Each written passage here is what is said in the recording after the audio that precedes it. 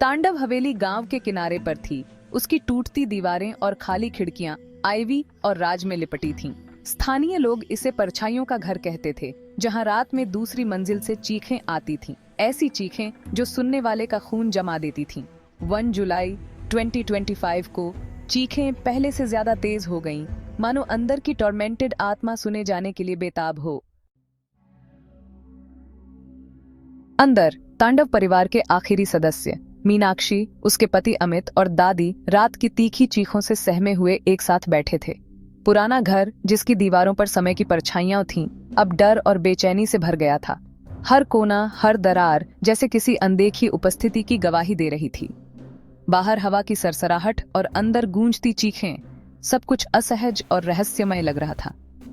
मीनाक्षी पीली और कांपती हुई फुसफुसाई, ये सिर्फ आवाजें नहीं हैं, कोई दर्द में है। उसकी आवाज में डर के साथ साथ एक अजीब सी संवेदना भी थी, जैसे वह उस अनदेखे दर्द को महसूस कर पा रही हो। उसकी आंखें बार बार छत की ओर उठ जाती, मानो वहां कोई छाया उसे बुला रही हो। अमित ने उसे दिलासा देने की कोशिश की, लेकिन उसके आंखों में शक था। वह खुद भी डरा हुआ था, पर परिवार के सामने मजबूत दिखने की कोशिश कर रहा था। शायद ये सब हमारी कल्पना है, उसने धीमे से कहा, लेकिन उसके शब्दों में खुद का विश्वास नहीं था। उसके हाथ मीनाक्षी के हाथों को थामे हुए थे, जैसे दोनों एक दूसरे से हिम्मत ले रहे हों। दादी ने चुप्पी तोड़ी। समय आ गया है, ऊपर की आत्मा को शांति नहीं है, हमें पता लगाना होगा क्यों। उनकी आवाज में वर्षों का अनुभव और दृढ़ता थी। उन्होंने दोनों की ओर देखा। हम भाग नहीं सकते, ये घर अब सिर्फ हमारा नहीं, किसी और की पीड़ा का भी हिस्सा है। डर संकल्प के साथ मिल गया। अब वे विक्टिम नहीं थे, वे अपने टेरर के स्रोत का सामना करेंगे।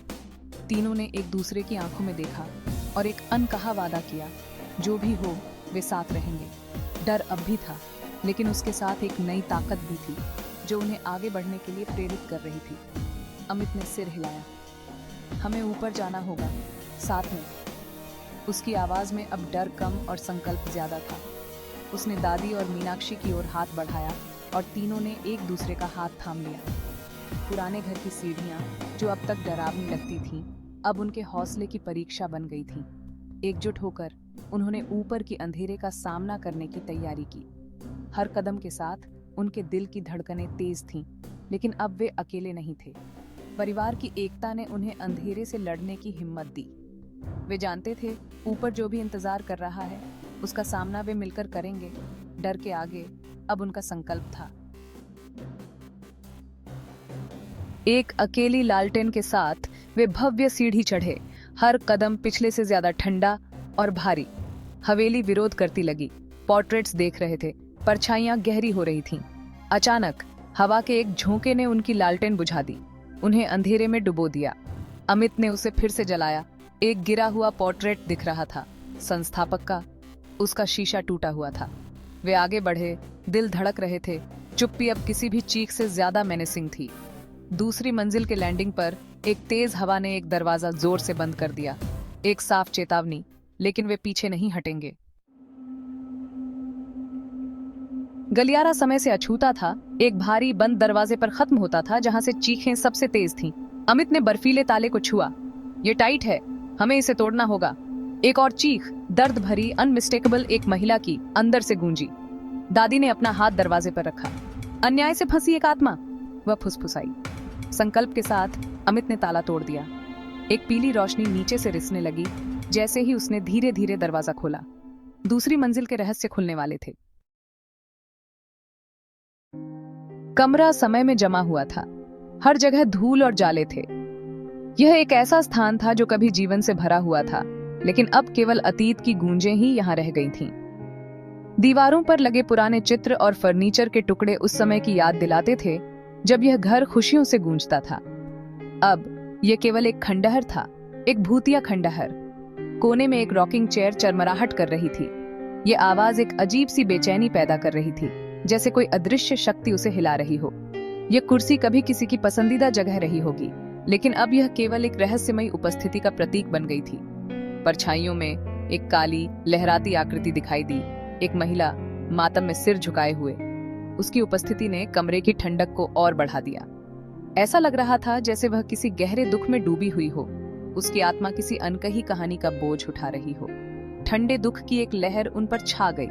मीनाक्षी को ऐसे आंसू महसूस हुए जिन्हें वह समझा नहीं पाई। ये आंसू किसी अदृश्य दर्द का प्रतीक थे जो इस कमरे की दीवारों में गूंज रहा था। मीनाक्षी ने महसूस किया कि यह दुख केवल उसका नहीं था, बल्कि इस घर की आत्मा का भी था। परछाई आगे बढ़ी, डरावनी फिर भी जानी पहचानी। यह एक ऐसा क्षण था जब समय थम सा गया था। मीनाक्षी ने महसूस किया कि यह परछाई उसे कुछ बताना चाहती थी, कुछ ऐसा जो वर्षों से छुपा हुआ था। दादी पास आई, उनकी आवाज कांप रही थी। मालती, क्या यह तुम हो? उनकी आवाज में एक उम्मीद थी, एक विश्वास कि यह परछाई उनके अतीत का हिस्सा थी। दादी की आंखों में आंसू थे जो इस पुनर्मिलन की गहराई को दर्शा रहे थे। परछाई रुकी, नाम पर फ्लिकरिंग हुई, कमरे की ठंडक कम हो गई। ऐसा लग रहा था जैसे इस नाम ने उसे पहचान दिलाई हो, एक पहचान जो वर्षों से खोई हुई थी। कमरे में एक अजीब सी शांति छा गई, जैसे सब कुछ अपनी जगह पर आ गया हो। यह कोई दानव नहीं था, बल्कि मालती थी, परिवार की लॉन्ग लॉस्ट नौकरानी। उसकी कहानी दुख में दबी हुई थी। उसकी आत्मा इस घर में बंधी हुई थी, एक ऐसी कहानी के साथ जो कभी कहीं नहीं गई। मालती की उपस्थिति ने इस घर को एक नया अर्थ दिया, एक ऐसा अर्थ जो केवल मीनाक्षी और दादी ही समझ सकती थीं। उसके नाम पर मालती की आत्मा शांत हो गई।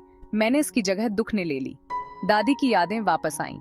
मालती, कभी दयालु और वफादार, को झूठा आरोप लगाकर इसी कमरे में बंद कर दिया गया था। आत्मा ने तस्वीरें भेजी, उसकी हंसी, उसका बिट्रेयल, उसके डिस्पेयर के आखिरी पल। मालती की चीखें न्याय के लिए गुहार थीं। उसकी आत्मा एक ऐसे अपराध से फंसी हुई थी जो उसने नहीं किया था। उसने चिमनी के पास एक ढीली ईंट की ओर इशारा किया, एक खामोश सुराग। मालती चाहती थी कि उसका नाम साफ हो, उसकी कहानी बताई जाए और उसका दुख खत्म हो।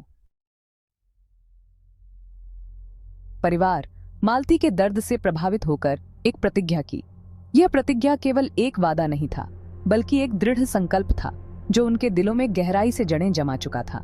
वे जानते थे कि यह यात्रा आसान नहीं होगी, लेकिन मालती की आत्मा की शांति के लिए वे किसी भी हद तक जाने को तैयार थे। अमित बोला, मालती, हम तुम्हें सुन रहे हैं। तुम्हारी पीड़ा हमारी पीड़ा है। हम तुम्हारे लिए न्याय की लड़ाई लड़ेंगे। हम सबूत ढूंढेंगे और तुम्हारा नाम साफ करेंगे। यह केवल तुम्हारी कहानी नहीं है, यह हमारे परिवार की सच्चाई है जिसे हम उजागर करेंगे। मीनाक्षी ने जोड़ा, तुम्हारी कहानी दबी नहीं रहेगी। हम इसे दुनिया के सामने लाएंगे ताकि तुम्हारी आत्मा को शांति मिल सके। जैसे ही उन्होंने वादा किया, कमरे की ठंडक उठ गई और मालती का रूप उम्मीद से फ्लिकरिंग हुआ। यह एक संकेत था कि उनकी प्रतिज्ञा ने मालती की आत्मा को छू लिया था। उनकी खोज अभी शुरू हुई थी। सच को उजागर करने का मतलब था अपने ही परिवार के सबसे गहरे राजों का सामना करना। यह एक ऐसा सफर था जो उन्हें अतीत की भूल भुलैया में ले जाएगा। मालती की आत्मा ने सिर हिलाया, परछाइयों में फीकी पड़ गई। ये एक मौन स्वीकृति थी, एक विश्वास कि वे सही रास्ते पर हैं। रॉकिंग चेयर शांत हो गई। चुप्पी अब एंटिसिपेशन की थी। यह एक प्रतीक्षा थी, एक उम्मीद कि जल्द ही सच्चाई सामने आएगी। तांडव हवेली का रहस्य अभी खत्म नहीं हुआ था, एक नया अध्याय अभी शुरू हुआ था। यह एक ऐसी कहानी थी जो समय के साथ और भी गहरी होती जाएगी और परिवार को अपने साहस और एकता की परीक्षा देनी होगी।